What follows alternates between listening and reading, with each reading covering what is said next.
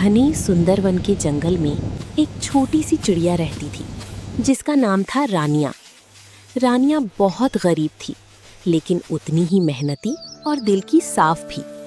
उसके पास उसकी माँ की दी हुई एक छोटी सी जमीन थी जिसमें वो मौसम के हिसाब से सब्जियां और फल उगाती, फिर उन्हें बाजार में बेचकर अपने घर का खर्च चलाती।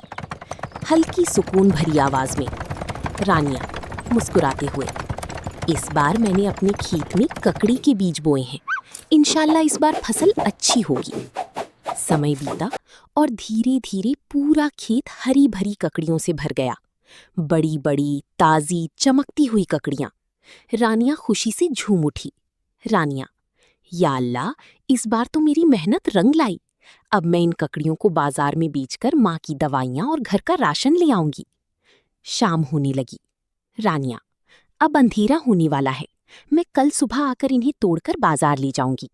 वो खुश होकर अपने छोटे से घोंसले में जाकर सो गई।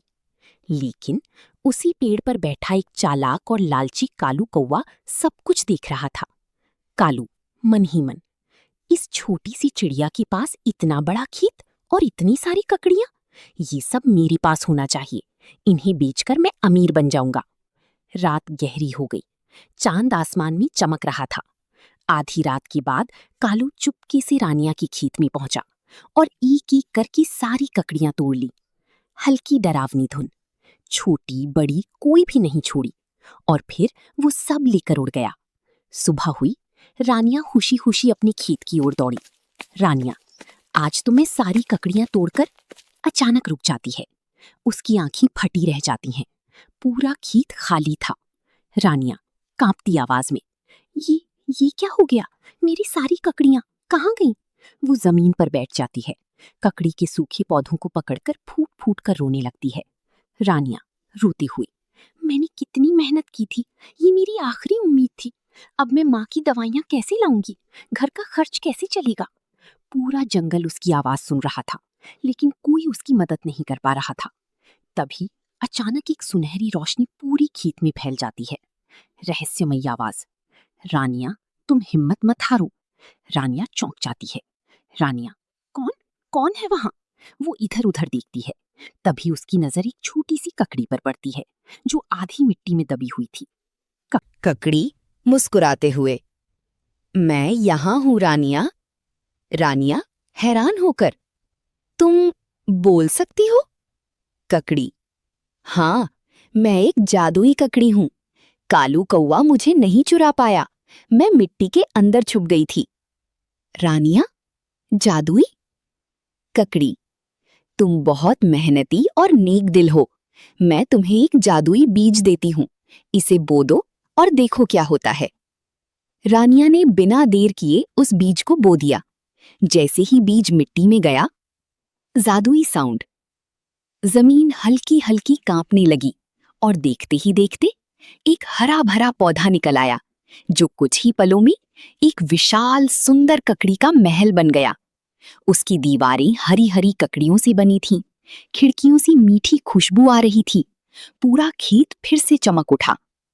रानिया खुशी से रोते हुए, या अल्लाह, तेरा बहुत बहुत शुक्रिया, ये तो सच में जादू है।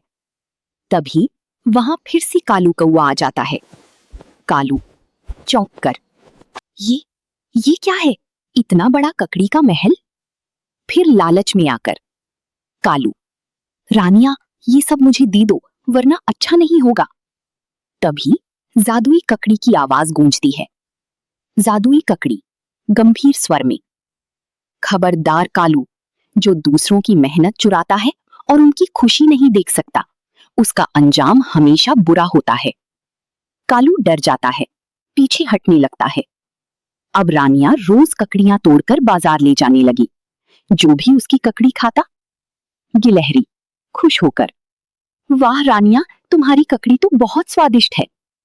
तोता, इसे खाने से तो बीमार पक्षी भी ठीक हो रहे हैं। धीरे धीरे रानिया पूरे जंगल की सबसे मशहूर और अमीर चिड़िया बन गई, लेकिन उसका दिल आज भी वैसा ही नरम था। एक दिन कालू कौवा शर्मिंदा होकर उसके पास आया। कालू झुकी नजर से, रानिया मुझे माफ कर दो, मुझे अपनी ताकत पर घमंड था, मैंने सोचा मैं सब छीन सकता हूँ, लेकिन अब समझ आया मेहनत और मोहब्बत ही असली ताकत है। रानिया कुछ पल चुप रही, फिर मुस्कुराकर बोली, रानिया, मैं तुम्हें माफ करती हूँ कालू, लेकिन एक शर्त पर। कालू, क्या? रानिया, अब से तुम मेहनत करोगी। अब से तुम मेहनत करोगे और ईमानदारी से काम करोगे। कालू ने सिर झुका दिया। कालू, हाँ, मैं वादा करता हूं। रानिया ने उसे अपने साथ ककड़ी बेचने का काम दे दिया।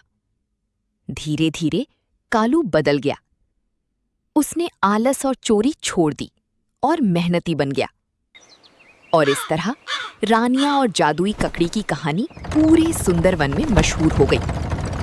अंत का संदेश: जो लोग अपनी दौलत और ताकत पर घमंड करते हैं, वो अक्सर अकेले रह जाते हैं। लेकिन जो लोग मेहनत, ईमानदारी और दूसरों के लिए दया रखते हैं, उनके लिए खुदा रास्ते खोल देता है। घमंड इंसान को गिराता है और मेहनत उसे उठाकर ऊंचा बना देती है।